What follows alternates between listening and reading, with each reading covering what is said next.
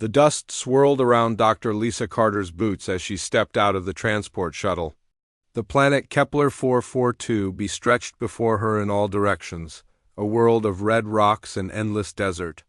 She had been waiting 3 years for this moment. 3 years of paperwork, funding requests, and convincing the colonial authority that this dig would be worth the cost. Lisa pulled her wide-brimmed hat lower over her eyes and looked at the camp her advance team had built.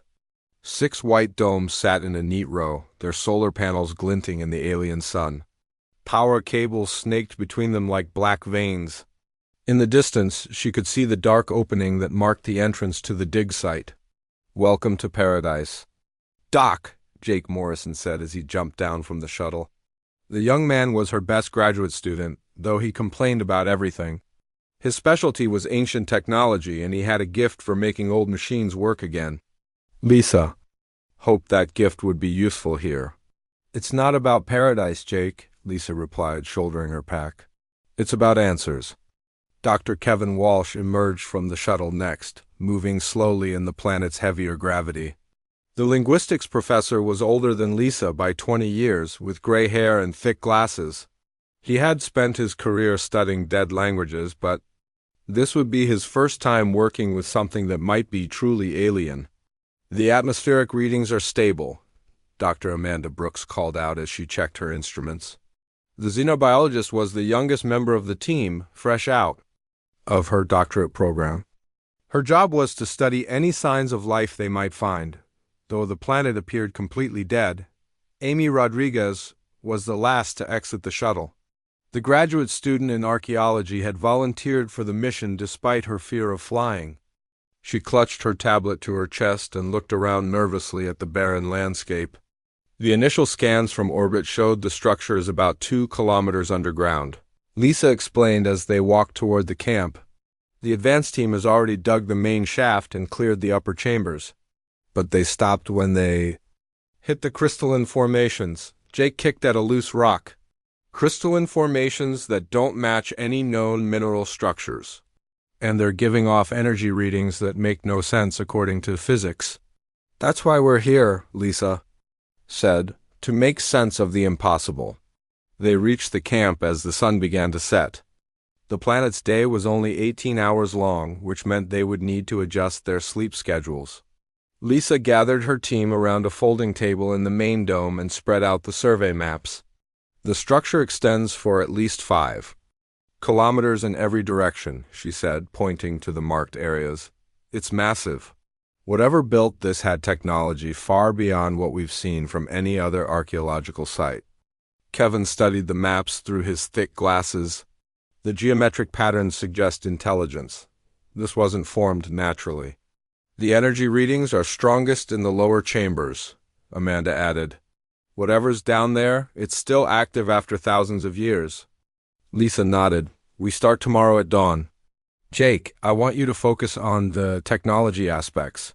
Kevin, document any symbols or writing we find. Amanda, scan everything for biological traces. Amy, you're with me on the general survey." That night, Lisa lay in her narrow bunk and stared at the dome's ceiling. Through the transparent panel above her head, she could see the stars of the Kepler system. Somewhere among those points of light was Earth, 37 light-years away. If they found something important here, it would take decades for the news to reach home. She had been an archaeologist for 15 years, and she had never found anything like this.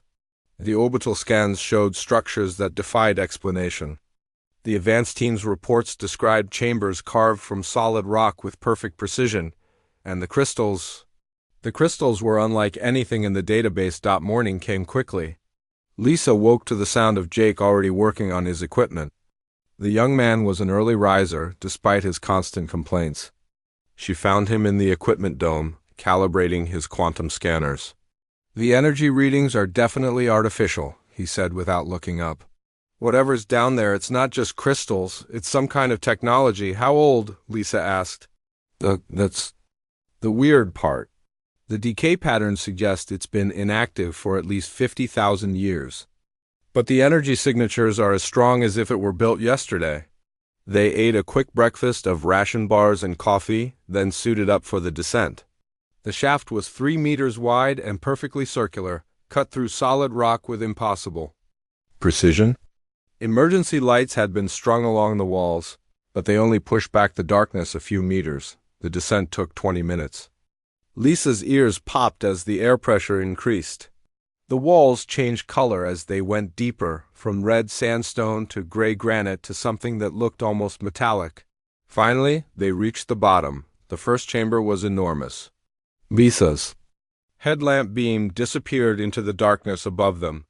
The walls were covered in strange symbols that seemed to shift and change in the light. But it was the crystals that took her breath away. They grew from the floor and walls like frozen trees, each one perfectly formed and glowing with a soft blue light. The crystals were transparent, but they seemed to contain moving patterns of light that pulsed like a heartbeat. Amazing, Kevin whispered. He approached one of the wall symbols and began taking photographs. This writing system is completely unlike anything in our database. Jake was already scanning the crystals with his equipment. These aren't just crystals. They're some kind of quantum processing matrix? The internal structure is ... impossible. Stood frozen near the entrance, staring at the alien architecture. How did they cut these chambers so perfectly? The walls are smooth as glass. What's more important, Amanda said, is that we're not alone down here? Everyone turned to look at her. She was kneeling next to one of the smaller crystals, her biological scanner in her hands. I'm not detecting life, she said quickly, but I am detecting something. These crystals are responding to our presence. The energy output increased by 20% when we entered the chamber. Lisa felt a chill. That had nothing to do with the underground temperature. Responding how? Watch, Amanda said. She stood up and took a step closer to the crystal. The blue glow immediately grew brighter. She stepped back, and it dimmed. Jake was now studying his scanner with excitement. The quantum fields are fluctuating in response to neural activity. These things are reading our brain waves. That's impossible, Lisa said, but even as she spoke, she knew it wasn't. Nothing about this place was following normal rules. They spent the next hour documenting the first chamber. Kevin found 17 different symbol types, none of which matched any known language. Jake discovered that the crystals were connected by filaments of the same material running through the walls. Amanda confirmed that the entire chamber was somehow aware of their presence. It was Amy who made the discovery that changed everything. She had been nervous about touching anything, but curiosity finally overcame her fear. She reached out and gently placed her palm against one of the larger crystals. The reaction was immediate and overwhelming. The crystal flared with brilliant light, and suddenly the entire chamber was filled with holographic displays. Star maps appeared in the air above them. Mathematical equations scrolled across the walls. And in the center of it all, a figure began to form. It was tall and thin, with elongated limbs and a head that was too large for its body. The hologram was translucent and flickered, but it was clearly the image of an intelligent being. It looked directly at Amy, then at each of the other team members. When it spoke, the words came not through the air, but directly into their minds. The voice was ancient and tired, but filled with desperate hope. Finally, it said, after so long, someone has come. I am Zephyros, and I have been waiting for you. The holographic figure stood in the center of the chamber, its form wavering like heat waves rising from hot pavement. Amy Rodriguez stumbled backward, her hand falling away from the crystal. The alien being's large eyes followed her movement, and Lisa could see what might have been sadness in its expression. Do not fear me, the voice said inside their minds. I am not what you might call alive. I am what remains of my people, preserved in quantum memory to serve as a guide for those who would come after. Jake Morrison raised his scanner, his hands shaking slightly. The energy readings are off the charts. This thing is processing information at rates that shouldn't be possible. My name is Zephyros, the alien continued. I was created by the Vorthic Empire 53,000 of your years ago. My creators knew they were facing extinction, so they built me to preserve their knowledge and warn those who might follow in their path. Dr. Kevin Walsh stepped forward, his linguistic training overcoming his fear. How are you communicating? With us, we don't share a common language. The hologram turned to face him. I am reading the electrical patterns in your brains and translating them into concepts you can understand. Your species has a remarkable capacity for pattern recognition. It makes communication possible where it would fail with most others. Lisa found her voice. What happened to your people, the Vorthak? They were consumed by something they called the Great Silence. A wave of destruction that swept across the galaxy, devouring entire star systems.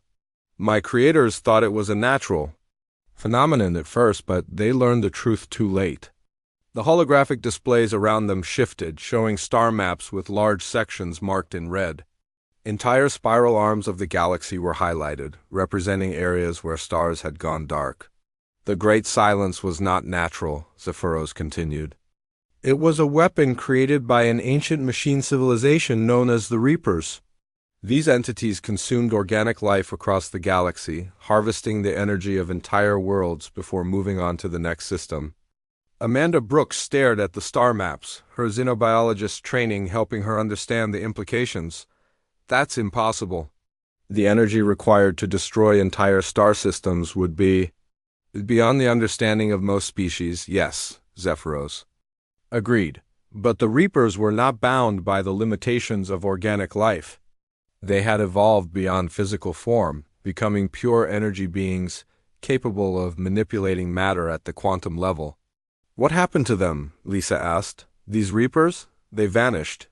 The Great Silence stopped as suddenly as it had begun. For 47,000 years, the galaxy has been rebuilding.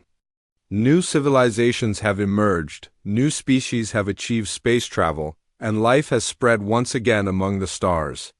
Jake was studying his readings with growing excitement. This is incredible. The processing power required to store 50,000 years of memories would require quantum computers the size of buildings. The crystals you see around you are merely the interface, Zephyros explained. The true storage system extends deep into the planet's core. Your species shows remarkable intuition about technology. Most visitors to this place do not immediately recognize the quantum processing matrices. Most visitors? Amy spoke up, her voice barely above a whisper. There have been others? 347 different species have found their way to this chamber over the millennia. Each one hoped to gain access to Vorthic knowledge and technology. Each one failed the tests I was programmed to administer. A chill ran down Lisa's spine. Tests? What kind of tests? The Vorthic were not fools. They knew that advanced technology in the wrong hands could be as dangerous as the Reapers themselves. They programmed me to evaluate each species that found me, to determine if they were worthy of the knowledge I contain. Kevin adjusted his glasses nervously. What happened to the species that failed? They were sent away empty-handed. The Vorthak believed that wisdom must be earned, not given freely. Those who would use advanced technology for conquest or personal gain were deemed unworthy of the legacy. And you think we might be different? Lisa asked. Zephyros studied her for a long moment. Your species intrigues me. You approach this place not as conquerors seeking weapons, but as scholars seeking knowledge. You work together despite your individual fears and desires. This is unusual. The hologram began to walk around the chamber, its form shifting and flickering as it moved. Tell me about your civilization. How long have you been traveling among the stars? Only about 200 years, Lisa replied. We've colonized maybe 30 worlds, and we've made contact with a few other species. Nothing like what you're describing. A young species still learning to walk among the stars. Yet you have achieved interstellar travel and peaceful contact with other races. Many species twice your age have failed to accomplish both. Jake was still focused on his scanners. The quantum field fluctuations are stabilizing. It's like the system is learning to communicate with us more efficiently. Correct, Zephyros said. I am adapting my neural interface to better match your thought patterns. Your species has a unique mental architecture that allows for rapid learning and adaptation. Amanda had been studying the biological scanner readings. There's something else. The crystals are responding to our emotions as well as our thoughts. Fear makes them dim, but curiosity makes them brighter. Another interesting trait, Zephyros noted. Most species are driven primarily by survival instincts when they encounter the unknown. Your people seem driven by a desire to understand. Finally worked up the courage to approach one of the smaller crystals again.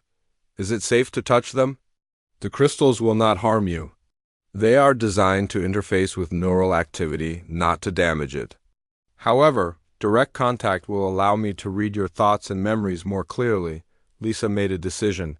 We need to establish better communication. If you're willing to share your knowledge, we need to understand what we're dealing with. She walked to the central crystal formation and placed both hands on its surface. The reaction was immediate and intense. Information flooded her mind: star charts, scientific equations, historical records, and something else: warnings. "The Reapers!" she gasped, pulling her hands away. "They're still out there, yes," Zephyros confirmed. They did not truly vanish. They entered a state of dormancy, waiting for the galaxy to recover and new civilizations to emerge. Their automated systems monitor space for the signs of advanced technological development. "And we've triggered those systems," Jake said, understanding. Dawning on his face. "Your species has achieved faster-than-light travel and quantum communication. These technologies produce energy signatures that the Reaper monitoring systems are designed to detect. I estimate you have perhaps 2 of your years before the first scout ships arrive in your solar system." The chamber fell silent except for the gentle humming of the crystals. Lisa felt the weight of responsibility settling on her shoulders. What can we do? The Vorthic developed defensive technologies capable of destroying Reaper constructs.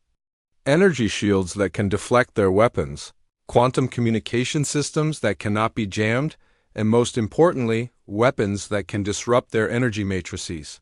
"But you said the other species failed your tests," Kevin pointed out. They failed because they sought power for its own sake, or because they lacked the unity necessary to use advanced technology responsibly. Your species may be different, but that remains to be proven. Amy looked around at her teammates. What kind of tests are we talking about? Tests of character, creativity, and cooperation. Tests that will determine whether humanity is ready to inherit the responsibility of protecting the galaxy from the Reaper's return.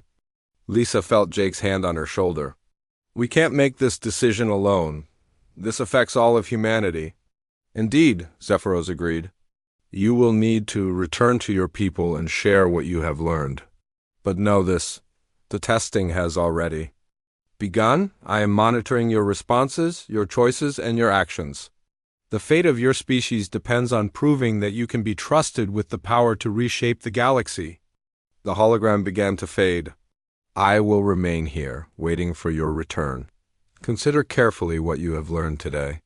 The knowledge I possess could save your species, but it could also damn it if used unwisely." As the light dimmed, Lisa realized that what had started as an archaeological expedition had become something much more significant. They were now humanity's first ambassadors to an alien intelligence, and the decisions they made in the coming days would determine whether their species survived the next 2 years. The emergency transmission from Kepler 442 be reached Earth's United Colonial Authority after traveling 37 light-years through quantum communication relays. Dr. Lisa Carter's report was classified at the highest levels within minutes of its arrival. Within hours, emergency meetings were being held in government buildings across Earth. Lisa stood in the main communication dome at the dig site, watching the holographic display that connected her to Earth's leadership. The delay was frustrating, even with quantum communication. The distance meant several seconds between question and answer. "Dr. Carter," the voice of Director Helen Ross came through the speakers, "you're telling us that humanity has less than 2 years before hostile alien forces arrive at Earth?" That's correct, Director. The AI called Zephyros has been monitoring space for signs of Reaper activity. Our technological development has triggered their automated systems. Jake Morrison was working at a nearby console, trying to establish a better connection with the alien systems. Over the past 3 days, he had made remarkable progress in understanding the crystal technology. The quantum interfaces were far more advanced than anything humans had developed, but they followed principles that made sense once you understood the basic concepts. The alien AI is offering to share defensive technologies, Lisa continued, but it insists on testing us first. It wants to make sure we won't misuse the knowledge. Dr. Kevin Walsh looked up from his translation work. He had been studying the vortex symbols for days now, and patterns were beginning to emerge. The writing system contains warnings about previous civilizations that gained access to advanced technology. Most of them used it for conquest rather than defense. What kind of tests? Director Ross asked. We don't know yet. Zephyros says the testing has already begun, but it hasn't told us what we're being evaluated on.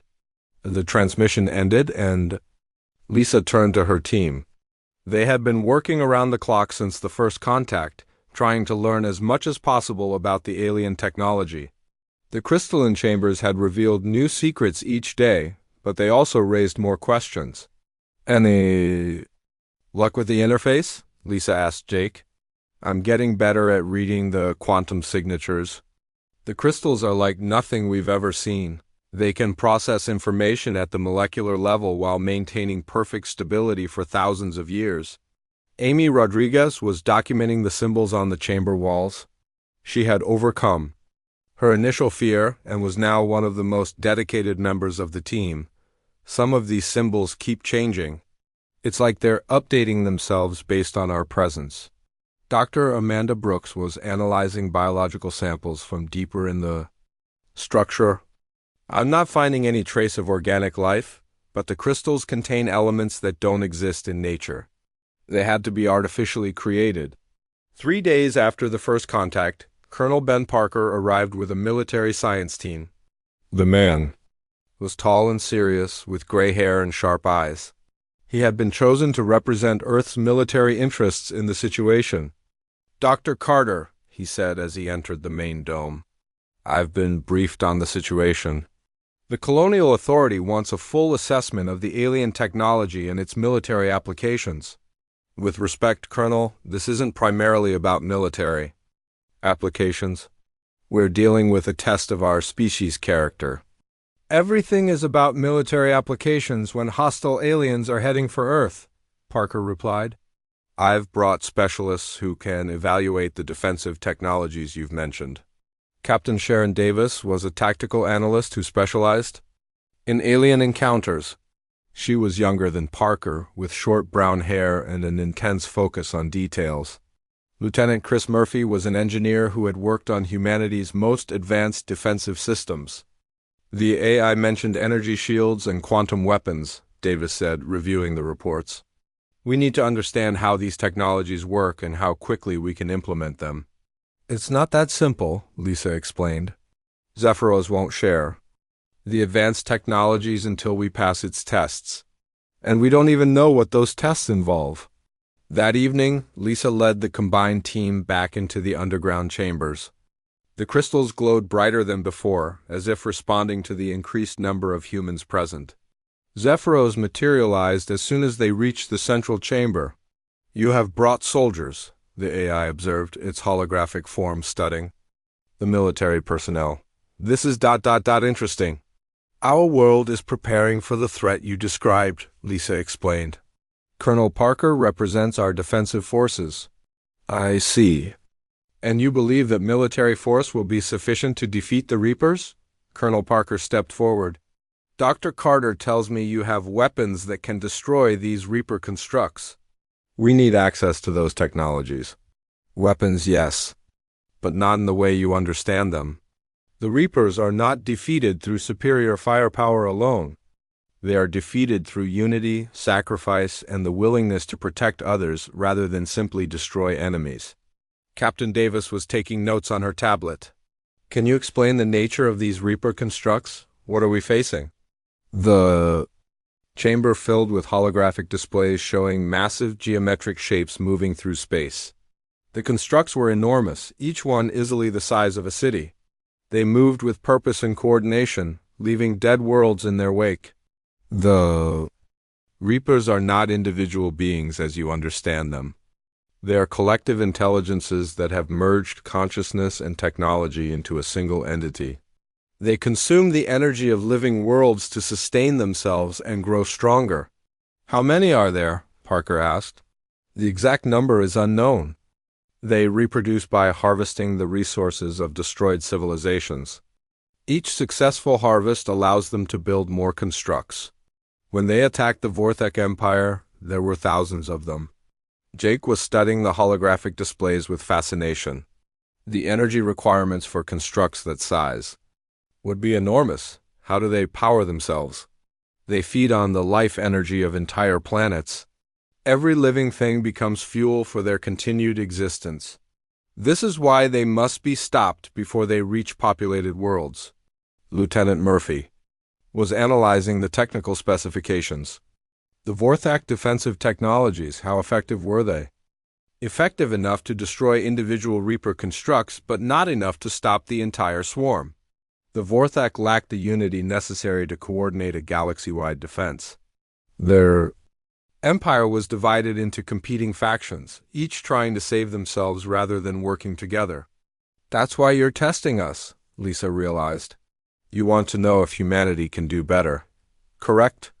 The knowledge I possess could allow your species to build a defensive network spanning multiple star systems. But such power requires wisdom, cooperation, and the willingness to sacrifice individual interests for the greater good. Colonel Parker was growing impatient. What exactly are these tests? Our people need time to prepare. The tests are not academic exercises, Colonel. They are evaluations of your species' fundamental character, how you respond to the knowledge I have shared, how you organize your defenses, how you treat other species you encounter. All of these are part of the evaluation. Other species? Amy asked. The Reapers will not target only humanity. Their return will threaten every intelligent species in the galaxy. The question is whether your people will seek to warn and protect others, or whether you will focus solely on your own survival. Captain Davis looked up from her notes. Are there other species we should be contacting? There are 47 civilizations within 1,000 light-years of your world that have achieved interstellar travel. Most are younger than your species, but some have capabilities that could be useful in the coming conflict. You want us to build an alliance? Lisa said. I want you to prove that your species can think beyond its own immediate survival. The Vorthek failed because they could not unite even in the face of extinction? Will humanity do better? The hologram began to fade. I will provide you with the locations of these civilizations and the means to contact them. What you do with this information will determine whether you are ready for the next phase of testing. As the light dimmed, Colonel Parker turned to Lisa. This changes everything. We're not just preparing to defend Earth, we're being asked to organize a galactic defense network. And if we fail the test, Jake added quietly, we face the Reapers alone. Lisa looked around at her team and the military personnel. Then we better not fail. The fate of every living thing in the galaxy may depend on what we do in the next few months. The chamber fell silent except for the gentle humming of the crystals.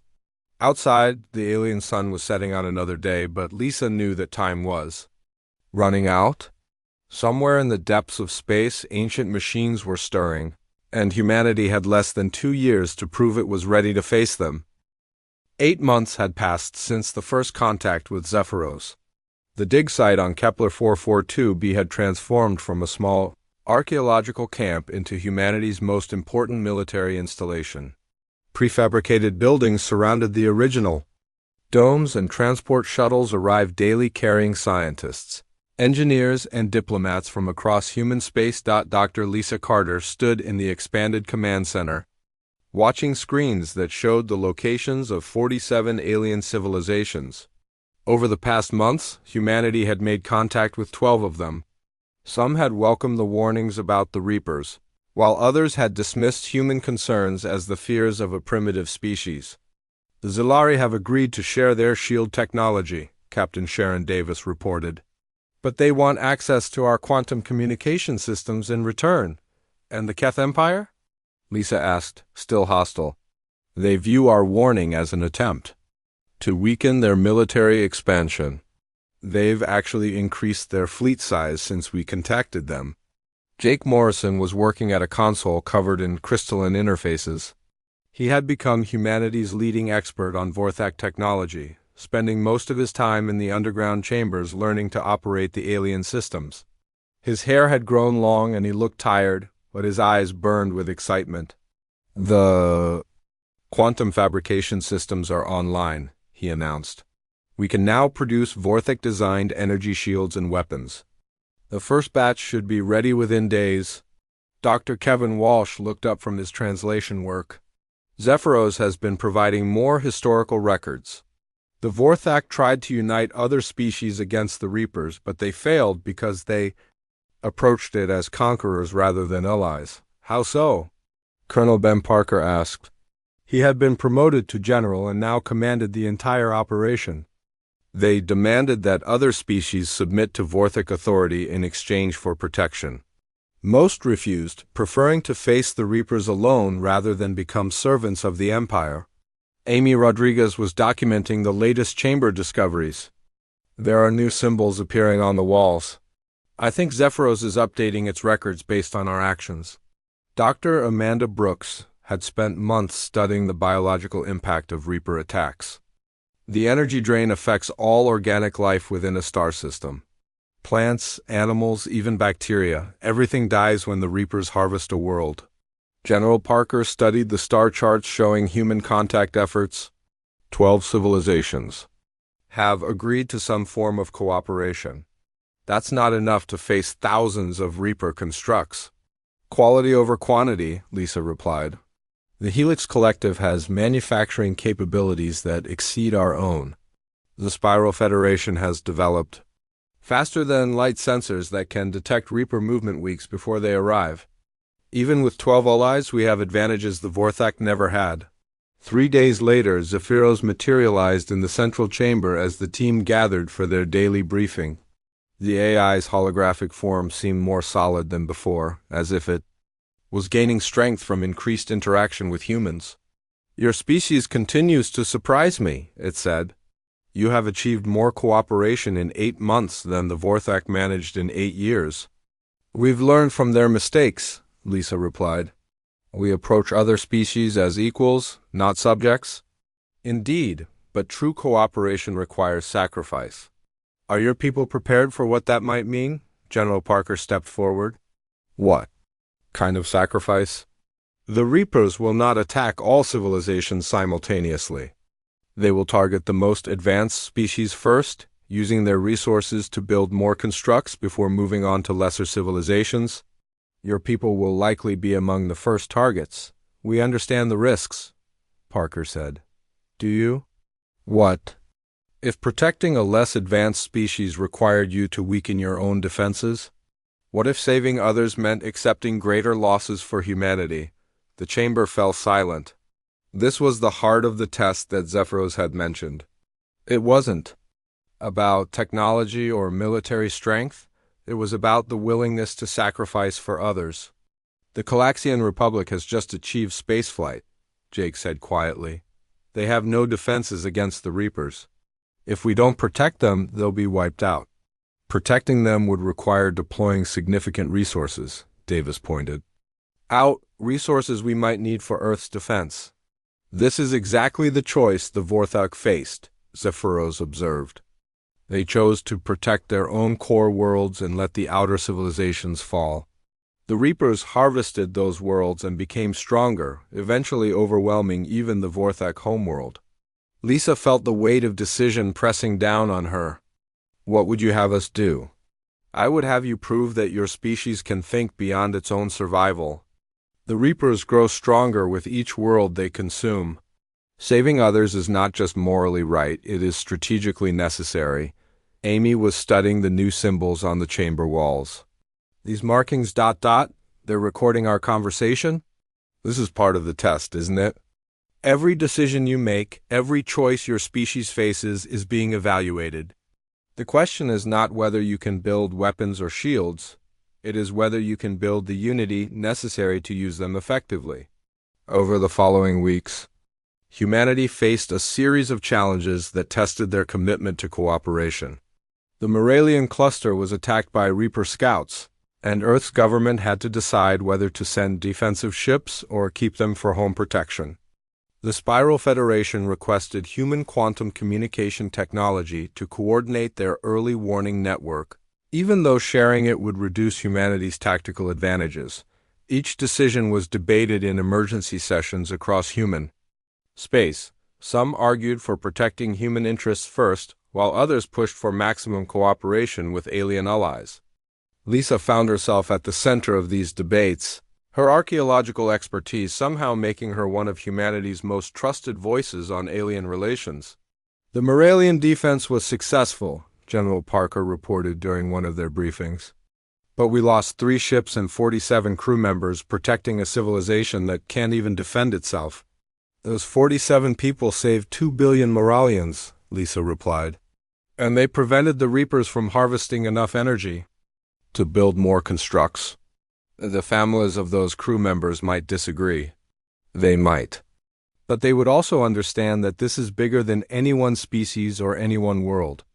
Zephyros materialized in the chamber, its form now appearing almost solid. Your species has made remarkable progress. The cooperative network you have built spans 12 star systems and includes civilizations with combined resources that exceed those of the Vorthek Empire. But is it enough? Jake asked. That depends on your final test. The Reapers will arrive in your solar system in 6 months. They will come in force, expecting to find a single isolated world. Instead, they will face a united galaxy. The question is whether that unity will hold when the real fighting begins. What do you mean? Amy asked. War reveals the true nature of any alliance. When ships are being destroyed and worlds are threatened, will your species continue to sacrifice for others? Or will you retreat into self-preservation like so many before you? Captain Davis was studying tactical displays. We've run simulations. Even with our allies, the first battle will be costly. We might lose entire fleets. The Vorthek ran similar simulations, Zephyros said. They calculated that protecting other species would weaken their own defenses. They chose to abandon their allies and fortify their core worlds. This decision ultimately led to their extinction. So what's the answer? Lisa asked. How do we win against impossible odds? You win by remembering that victory is not about survival. It is about ensuring that life continues to exist in the galaxy. The Reapers can be defeated, but only if every species fights not just for themselves, but for everyone. The hologram began to fade. In 6 months, you will face your final test. The knowledge I have shared has given you the tools you need. Now you must prove that your species has the wisdom to use them. As the light dimmed, Lisa looked around at her team. They had come to this planet as archaeologists seeking ancient knowledge. Now they were humanity's guardians, responsible for decisions that would determine the fate of countless worlds. 6 months, Jake said quietly. 6 months to prove that humanity deserves to inherit the galaxy. We'll be ready, Lisa replied, though she wondered if anyone could truly be ready for what was coming. The first Reaper scout ships appeared at the edge of the solar system exactly when Zephyros had predicted. They emerged from hyperspace like dark shadows against the stars, their massive forms geometric and alien. Each construct was the size of a small moon, moving with purpose toward the inner planets. Dr. Lisa Carter stood in the command center on Kepler 442b, watching the tactical displays with a mixture of fear and determination. 6 months of preparation had led to this moment. Humanity's fate, and the fate of every allied species, would be decided in the coming hours. 18 scout constructs detected, Captain Sharon Davis reported. They're moving in formation toward Earth, estimated arrival in 72 hours. General Ben Parker was coordinating the defense from Earth's orbital command station. His voice came through the quantum communication link with slight interference. All Allied fleets are in position. The Helix Collective has deployed their manufacturing ships near Jupiter. The Spiral Federation sensor network is tracking Reaper movements throughout the outer system. Jake Morrison was deep in the crystalline chambers, working directly with Zephyros to coordinate the advanced defensive systems. Over the past months, he had learned to interface with the alien technology as if it were part of his own mind. The quantum matrices responded to his thoughts, processing tactical information at impossible speeds. The Vorthic weapons are fully charged, he reported through his communication implant. Energy shield generators are online across 47 human and allied worlds. We're as ready as we can be. Dr. Kevin Walsh was still translating Vorthak records, searching for any final insights that might help in the battle. The historical records show that the Reapers always probe defenses before committing their main forces. These scouts are testing our response. Amy Rodriguez had become the primary communication link between the human team and their alien allies. Her gentle manner and careful diplomacy had helped maintain unity among species that had never worked together before. The Calaxian Republic is requesting additional shield generators. Their worlds are completely defenseless without our technology. Divert 3 generators from the Mars defense grid, Lisa ordered without hesitation. Earth can spare them, and the Calaxians need them more. Dr. Amanda Brooks was monitoring the biological impact sensors throughout the system. The Reaper energy signatures are affecting plant life on the outer planets. Even at this distance, their presence is draining life energy. In the crystalline chamber, Zephyros materialized with greater clarity than ever before. The AI's form was now completely solid, as if the approaching battle had given it new strength. The final test begins, it announced. Your species has built an impressive alliance, but true unity is forged only in the fire of combat. Will your cooperation survive when ships begin to fall? We'll find out soon enough, Lisa replied. Are you going to help us fight, or just observe? I am not a weapon, Dr. Carter. I am a teacher and a guardian of knowledge. But the lessons I have shared with your species will serve you well in the coming battle. The first engagement began near Neptune's orbit. 3 Reaper scouts encountered a mixed fleet of human and Helix Collective ships. The battle was brief but devastating. The alien constructs unleashed energy beams that could slice through normal ship hulls like paper, but the Vorthic design shields held firm. Direct hit on the lead construct, Davis reported, excitement in her voice. The quantum disruptor weapons are effective. The Reaper's energy matrix is destabilizing, but victory came at a cost. 2 human destroyers and a Helix manufacturing ship were destroyed when they moved to protect a damaged alien vessel. 43 crew members died, saving lives they had never met. This is what the Vorthak could never do, Zephyros observed as he watched the tactical displays. They would have let the damaged ship fall to preserve their own forces. Those people had families, Amy said quietly, tears in her eyes as she read the casualty reports. Yes, and their sacrifice saved 200 Helix Collective engineers who will help build the weapons needed for the next battle. Their families will mourn, but they will also understand that their loved ones died for something greater than themselves. The second wave of attacks came 18 hours later. 8 Reaper scouts targeted the industrial worlds of the Spiral Federation, trying to harvest the energy needed to call in reinforcements. But they found those worlds protected by a coordinated defense network that spanned multiple star systems. Human ships fought alongside alien vessels they had never seen before the past year. Pilots who couldn't even pronounce each other's names died side by side defending worlds they had never visited. The unity that humanity had built was holding, even in the face of overwhelming force. The Reaper scouts are retreating, General Parker reported. But we're detecting massive energy signatures at the edge of the galaxy. The main force is coming. How many? Lisa asked. Thousands, maybe tens of thousands.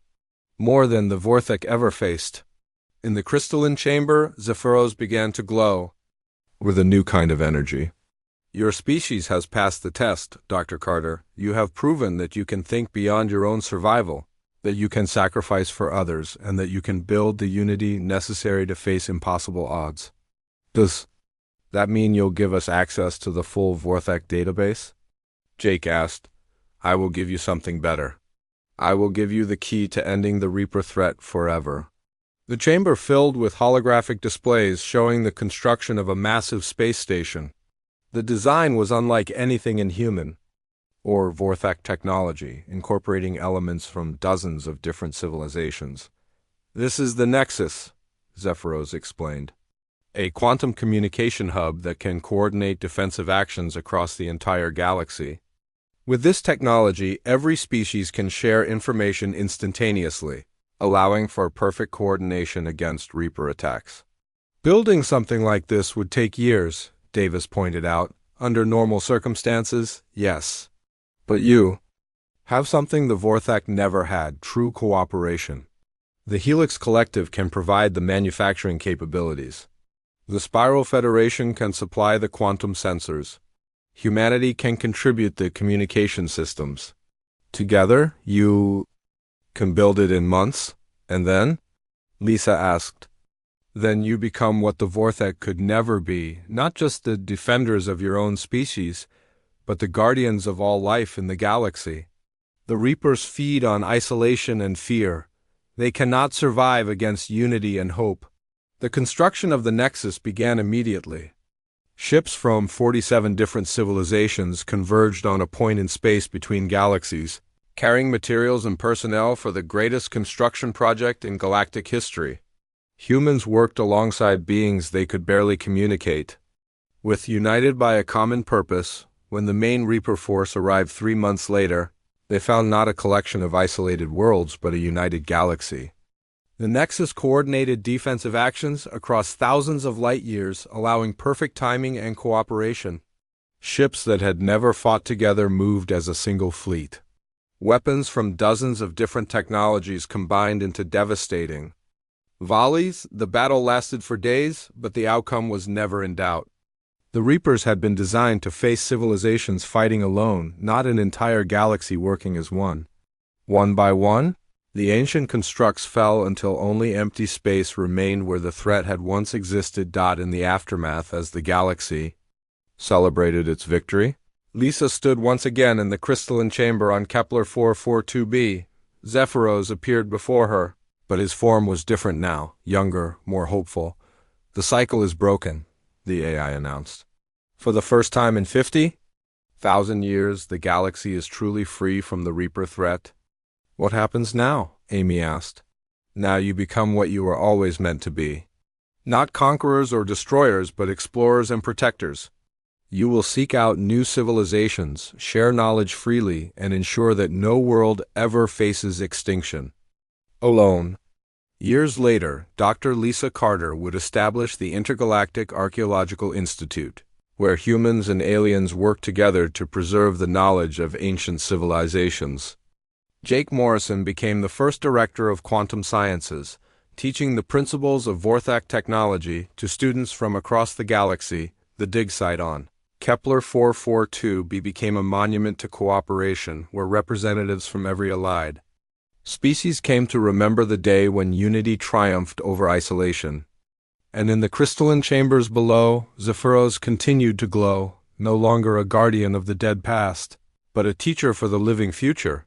Humanity had earned its place among the stars not through conquest, but through sacrifice. They had proven that sometimes the greatest strength comes not from standing alone but from lifting others up. The galaxy was safer because humans had chosen to be its archaeologists and protectors, ensuring that no civilization's knowledge would ever be truly lost again.